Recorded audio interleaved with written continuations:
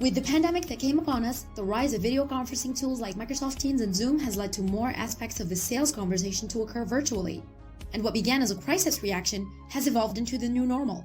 But how normal is the new normal? We're talking about how the strong shift from in-person to virtual selling has transformed B2B sales experience. Virtual sales enablement, new organizations, KPIs, everything is evolving. In the Virtual Selling Podcast, we address these issues in depth twice a week with the experts and leaders of these transformations, heads of sales, sales ops, and sales enablement of the most innovative companies in the field. This podcast is sponsored by SalesDeck.io, the new SaaS platform to make your customer meetings more engaging and better prepared. Find out how you can shorten sales cycles, convert more leads, and increase customer engagement. Virtual selling is here to stay, and so is SalesDeck.io. Hi everybody, I'm happy to be with Mike Steele, independent consultant and sales transformation coach. Could you tell me a little bit about your consulting experience and past experience in large high-tech organization, Mike? Thanks for having me on today, Gabriel. Really appreciate the opportunity to talk about this topic that I've spent probably the last 3 to 4 years working on. Prior to that, my career spanned almost 25 years carrying a bag in enterprise sales. I worked for some of the largest high-tech companies like Unisys and Oracle and Salesforce. And I was really surrounded by some of the greatest people that provided me a lot of guidance and direction early on. I had some great mentors, and it really afforded me an opportunity to do some great things in many different industries across government and public sector, public safety, airlines, transportation, hospitality, and high tech. Around 2016, I started to transition my career into a corporate role in sales enablement.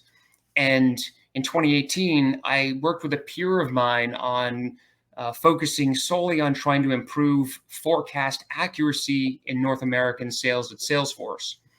That's where I really started to see a lot of opportunity for improvement. And so, leaning on my almost 25 years carrying a bag, I started to ask a lot of provocative questions, and it led us to speaking to dozens of salespeople and sales leaders, and really moved into building a new data model on how they do forecasting and pipeline management.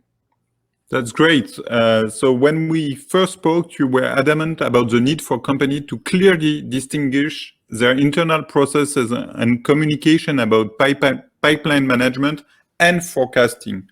Can you share with our listener why you feel this is so important? Yeah, thanks, Gabriel. I feel this topic is almost even more important now that we have more virtual selling happening. But of course, even in in-person selling, having discrete processes, I think, is incredibly important. But sellers have to be so much more disciplined about what information they're seeking with their customers. Today, their interactions are even more discrete and less frequent. So they've got to be guided, and they've got to know exactly what they're going after. So over time, I began to see a couple of trends. There was just far too much guessing happening in forecasting. And within the same company, we saw people using different language to describe the exact same things. And so when I sat through QBRs, every time a conversation started with planning, it went so quickly to a forecast. I'm sure most of your listeners have experienced the same in their sales careers, that, they start off with asking a few questions, and, minutes later, you feel like you're in a forecast call. Salespeople really don't like forecast calls, and we won't get into that. And sales leaders, often that's all they want to talk about because the pressure from above. Yes, sure. And can you clearly define how you make the difference between pipeline management and forecasting, and why you have to enforce this difference? Yeah, this is a question I think every sales organization should be asking themselves. Let me start with a visual for your listeners to help them understand what I feel are the unique differences between the two. Let's say you're standing on this giant checkerboard, right? And someone asks me, where do I think Gabriel's going to land after he jumps from one square to another? Well, the first thing I'm going to want to know is, which square is he actually standing in? If I can't see that, I'm going to be completely guessing as to where you're going to land, right? So the square you're standing in, kind of what do we know? That's pipeline management. right? It's very discreetly, what do we know versus what should we know? And that puts us in a much better situation to know, well, if we know where he's standing and he's going to jump, now I'm in a much better position to guess where he's going to land. That's forecasting. And again, as I mentioned earlier, all too often I see internal sales meetings go so quickly to speculation on what might happen. And there's or not enough effort spent on, well, what is it we actually know, and identifying the true health of our pipeline. Interesting. And could you have a customer that will move along in the pipeline, but go back in the forecasting? Well, they could, and in some cases they should, but all too often these things are linked together. And, we can talk about that in a bit. Okay. So if I understand correctly, pipeline management is what we know and forecasting is what we think? Yeah, that's correct. So like most things, though, the devil's really in the details. At a macro level, to be successful, an organization's got to have an overall framework and a language that they use for consistency. Otherwise, there's a lot of confusion at all levels. A framework, will always leverage a sales methodology like MEDPIC or MEDIC or value selling, Sandler, etc. And then you'll want to extend that with clearly defining data or the information that's likely needed to advance opportunities through the life cycle. Now, this is where it can get really tricky for organizations. Everyone has their own opinion as to what's really needed, right? And if organizations aren't disciplined about this can quickly scale into, a sales rep having to fill out 50, fields in a CRM. That only leads to poor adoption in CRM and sales reps likely doing the bare minimum. So I'd really urge companies to be very discreet and disciplined about establishing what do they really need to know. It should be really no more than 15 or 20 pieces of information, depending on the complexity of the sale. Less complexity of the sale should be even more towards a dozen pieces of information. And can you give us example of those type of information? Yeah, so, to get a little bit more specific with pipeline management, right? Let's talk about what that really is. And it should be really the overall health of your pipeline and the current opportunities in play. And how do you do that? Well, it really should be focused on what do we know? And this needs to be the foundation for like every business, because it not only ends up driving the forecast, the ripple effect of the other parts of the organization, it should really even drive how you do lead gen and how you do marketing efforts post lead gen, right? So getting the health of your pipeline nailed is so important. So focusing on what do we actually know, right? Who have we spoken with? What are the gaps that we've identified to move business forward? What are the next steps we actually plan to take? All of the current information, that we know puts us in a better situation to understand what might happen and what we think. Okay. And how do you go to the what might happen? So what might happen, what we think, is forecasting, right? The visual I shared earlier, once you have clearly identified, what you know versus what you should know, you're in the best position to start thinking about what might happen, which is forecasting. The internal discussion needs to shift to more something like, well, what might happen after we take these next steps? What are the potential hurdles that could come up and come into play, and how might we prepare for them? What's the month and the quarter going to look like? And if I'm short of calling my number, what are the things we can do to possibly correct it? Typically, there are far less deals to even talk about in the forecast if you're doing pipeline management well. Sure. And so how could you improve forecast accuracy? This is more clear now, but once we have that in mind, how might companies improve forecast accuracy? Yeah, this is a great question. And one of the things I've discovered is most often there's very little or no meaning at all behind the actual forecast category or the label. It's basically just a roll up of similarly grouped opportunities. What I've experienced is out of the box, systems like even Salesforce the sales stages are actually linked to a forecast category. I know when I was at Salesforce for over 10 years, sales stages, I believe it was 2 and 3, were automatically linked to pipeline. If you moved an opportunity to, say, stage 4 or 5, it automatically behind the scenes moved the deal into something called best case, and then stages 6 and 7 were a deal that was committed. I see this as one of the biggest weaknesses in the deployments of CRM today.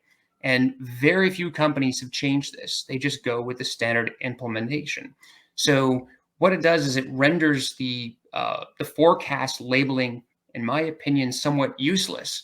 And then it also starts to drive certain behavior in the organization, where I'm sure some of your listeners have experienced this, if not all of them, where they've had someone tell them to move a deal to a different stage just to get it committed or to move it into best case. Now you've got bad data, and the ripple effect is really crippling on an organization. It takes a lot of discipline to stick to pipeline management's where the deal is, and it has to live there. The forecasting then moves based on what we think.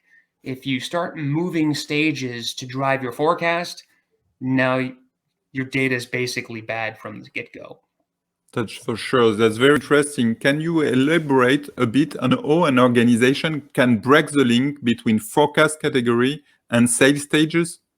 And could you give us also some examples? Yeah, sure. I think this is probably one of the most important things. As we talked about earlier, sales stages are part of the output of what is. This is a process in and of itself. Each week, all deals in a pipeline, should be reviewed for what do we know? And the outcome is a much cleaner pipeline. From that, everyone's got a better view of where the deals are in a life cycle. What might happen is derived based on speculation. What I've seen over time and over is just having a clear definition of what forecast categories actually are. If I polled your listeners and asked them, in your company, what is a committed deal? I'd probably get as many different answers as people we asked. Sure. So what I hear from what you are saying is that instead of a forecast category being automatically applied to a deal based on its sales stage, it should be manually applied based on some definition. Can you share an example of how this would work?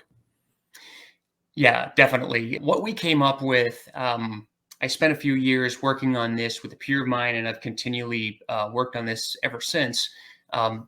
Coming up with a discrete definition for different forecast categories not only helps you, get a better speculation, but it drives a conversation with your seller.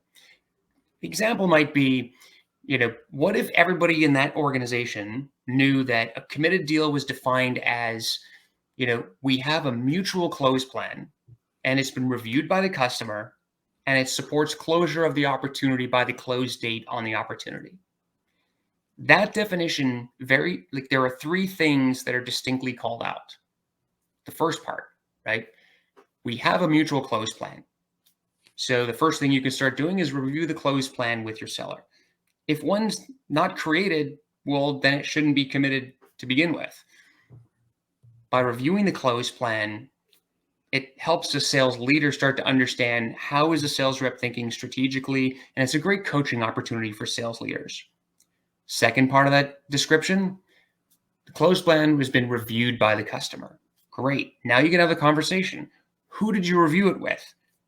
Are they decision makers? Are they the right people? Are there people that we're missing? Right? Drives a conversation to help the leadership understand, well, how broad are the relationships inside that account? Third part of that definition, it supports closure of the opportunity by the close date. The infamous close date. I'm pretty sure if we asked everyone on this podcast today, if they looked in their CRM system, how many of the opportunities they have are either the last day of the month, the last day of the quarter, or the last day of the year. I'd say that number is probably north of 80%, right? It basically means we've got a bunch of artificial close dates out there that are probably never even reviewed with the customer. Sure. So by having a clear definition, it drives a conversation to start to validate what we know and gives I guess a greater level of confidence to the speculation. And another example that could be simpler, it's also how long since you had the last conversation with your customers. That's something that could be taken into consideration for forecasting. 100%. When I was at Salesforce, one of the things we tried to look at, particularly with that software, I'm unfamiliar with some of the others, but they have something called contact roles that you can add to an opportunity.